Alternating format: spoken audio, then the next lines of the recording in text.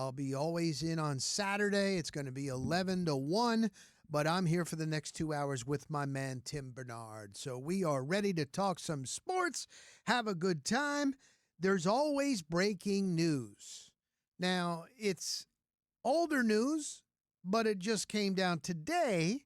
So you know what? Nobody has heard specifics about this. I would say it's breaking news, and it is concerning the Rays and the Dodgers. And wait till you hear this. And I want to get some opinion from you today on your lunch hour. Let me give out the numbers. We got a busy show today. Only one guest, and we got a big one. It's at 1:30. It is Rob Higgins, who is the boss at USF when it comes to athletics. He is the CEO. He is getting things done. I toured that campus stadium, on-campus stadium. College foot. It's going to be one of the best in college football. Oh, it's unbelievable. But we'll get into that. That's at 1:30 today.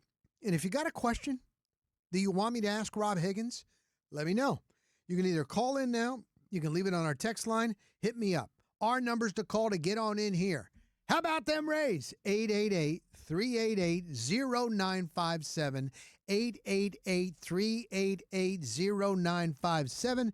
And our text line is always 82945. And remember, start your text with DAE.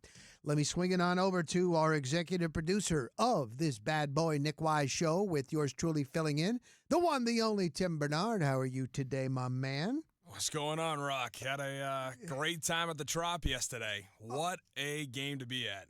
Oh, so I saw Cody Haynes, who is a producer here, does a great job. He also produces a lot of the Tampa Bay Rays radio games with the crew. And I think he's done it for 2 years, 3 years. And he got a chance to go to Tropicana Field with his wife. And he went up in the booth with Andy and Neil and Becca and Chris Mueller and the gang.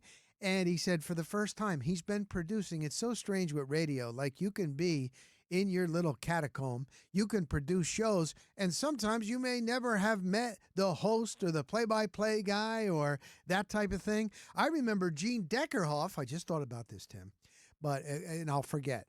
So when Gene Deckerhoff, the golden voice, fire the touchdowns. I can't do it like Mathis does. Touchdown Tampa Bay. All start up the gut. But anyway, when Gene announced his retirement last season, end of the season, and he had a little thing. He didn't want a lot of bells and whistles. He didn't want each game, for gifts and bringing them out and all that. It was like, you know what? It's time. I loved it. I'm going to get out now.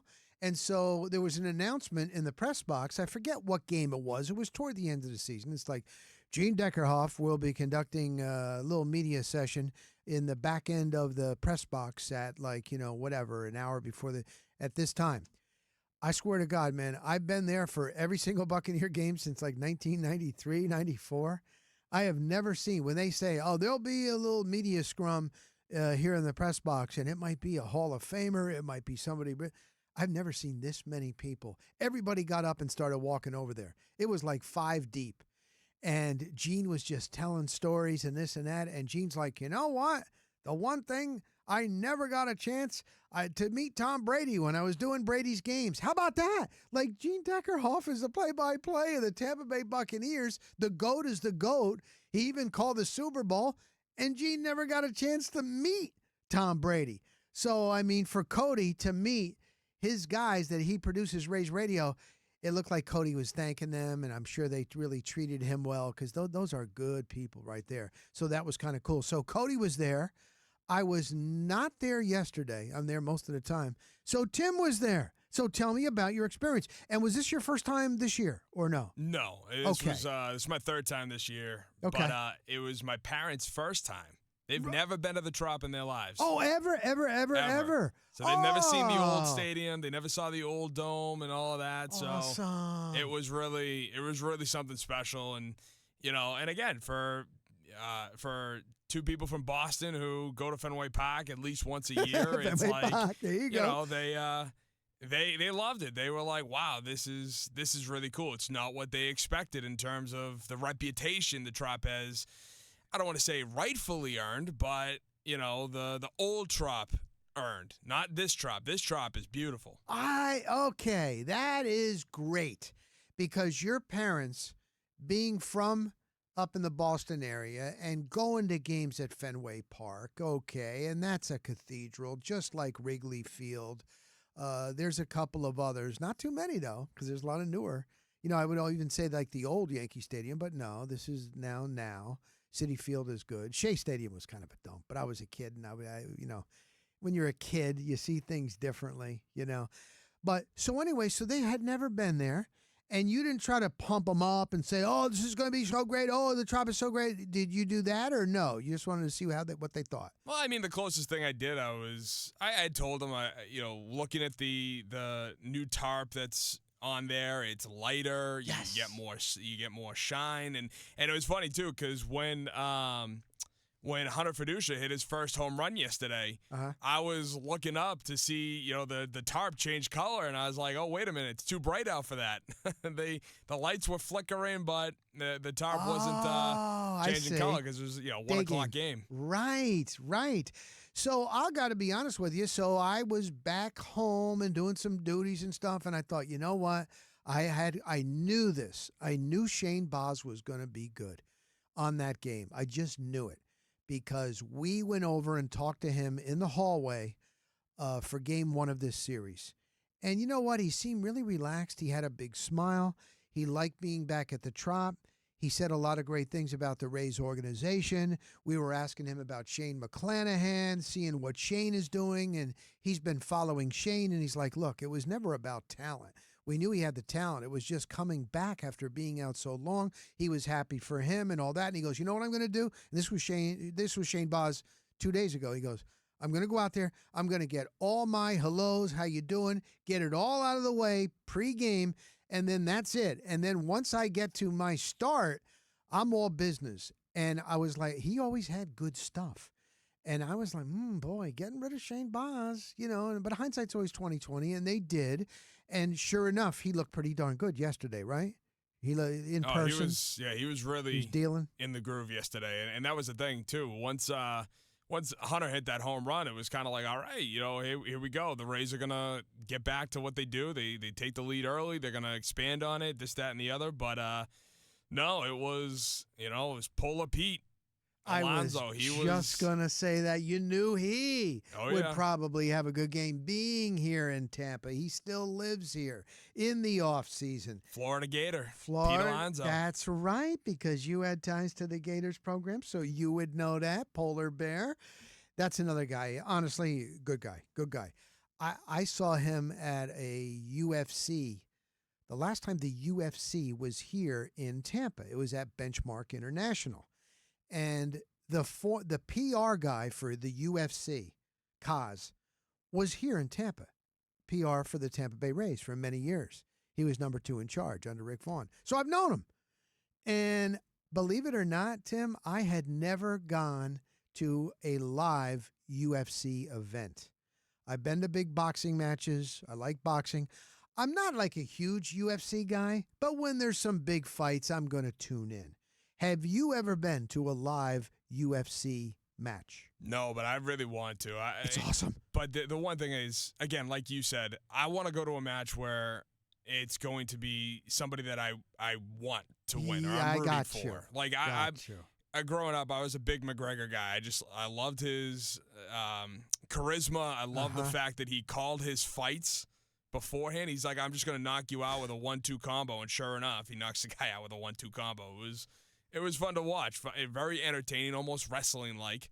Right. And, yeah, so that would be something I would love to see. Like, I'm not saying I want to see McGregor, but a big one, if they come through here and it's a nice card and some big names and it comes through here, you would like to go. Absolutely. If we can get the hook up. All right, we'll see what we can do with that. We will see what we can do with that. But it was so cool because I guess his name is Kaz. And like I said, he was with the Rays years ago. And he left to go to the UFC to work for Dana White. And so when I went early in the week and I got my credential, I'm like, what's Dana White like? And he goes, okay, I know he's polarizing. There's no doubt about that. But he goes, he takes care of his people. He's really good. If you work for Dana White, he takes care of me. It's great. So he's like, have you ever been to our show? And I was like, show? Did he mean like a pregame show on set? And I said, show? He goes, no, our fights. Oh, they don't call it a card. They call it a show. And I said, no, I haven't. And he goes, and he grinned. So when I picked up I got my credential for the game, the fight, and then I started walking down. I'm like, ooh, I'm on the floor. And then I kept walking. Whoa, whoa, whoa, whoa, whoa. I was in the first seat next to the octagon. Oh, my God. But my whole point of this story is I looked to my left on the floor, but actually behind me. And there was a bunch of Major League Baseball players from this area. Tyler Glasnow. He was there with his wife, I believe it's his wife, Date. Polar Bear. And Polar Bear was there. He's big. He's got big legs, man. He's a big boy. And he was there. And who else? Sugar Shane McClanahan was there. There were a couple of other Rays. I got to tell you, Polar Bear was getting the most. Alonzo, hey, Pete, Polar Bear. But then I thought it was a UFC fight card. There was probably a lot of New Yorkers as well because he was with the Mets at the time. You know what I mean? So he was very, very popular and really like down to earth. Good dude. But yeah, he had the hit, the RBI, and then he had the dinger. There was another dinger. So I was like, okay, that's it. You know what? That's it. I actually counted the Rays out. How wrong am I? Rock, how could you? I don't know. I'm being on. I go, oh, well, did you count them out? Come on now. When it was that late, it was the eighth inning. It was the eighth inning. Yeah, I was happy they were only down 2 runs, to be honest with you. You know, that it wasn't a blowout.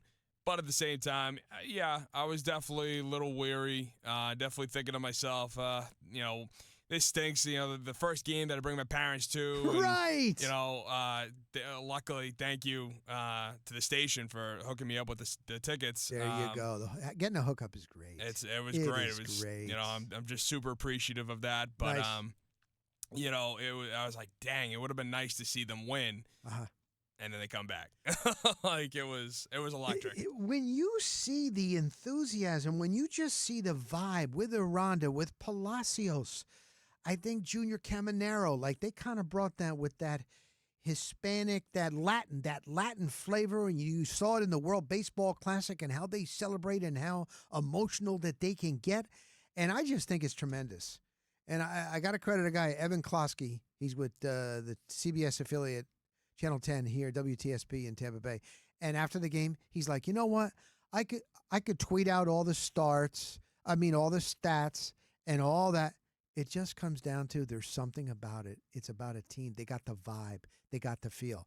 So anyway, why? Why are they this good? Why are they continuing to win? I'd love to hear from you. But I want to leave you with this. And then when I come back, did you hear this? This came down today, and this is from Ken Rosenthal. You know Ken Rosenthal? He's the little guy. He wears the bow tie, the Athletic and Fox and on the sidelines. He's been in baseball a long time. He doesn't just throw stuff out there. In 2023, the Rays were so close to completing a trade to the LA Dodgers for Shohei Ohtani. Rosenthal said it was right down to the final minute. It was Dodgers were giving up Shohei Ohtani.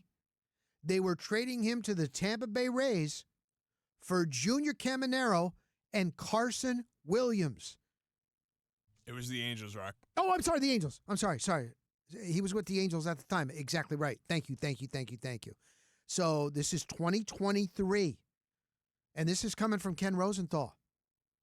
Shohei Ohtani being traded to the Rays for Junior Caminero and Carson Williams. And at the last minute, it was the Angels owner, Artie Moreno, that said, no, let's not do this for Caminero and Carson Williams. Let's keep Shohei Ohtani. What you know now, if the Dodgers were able to do this now with the Rays, and you're a Rays diehard, would you take Shohei Ohtani at 31 years old? He's going to be 32 in July. Would you take Shohei Ohtani and give up Junior Caminero and Carson Williams? 888-388-0957. Bring it.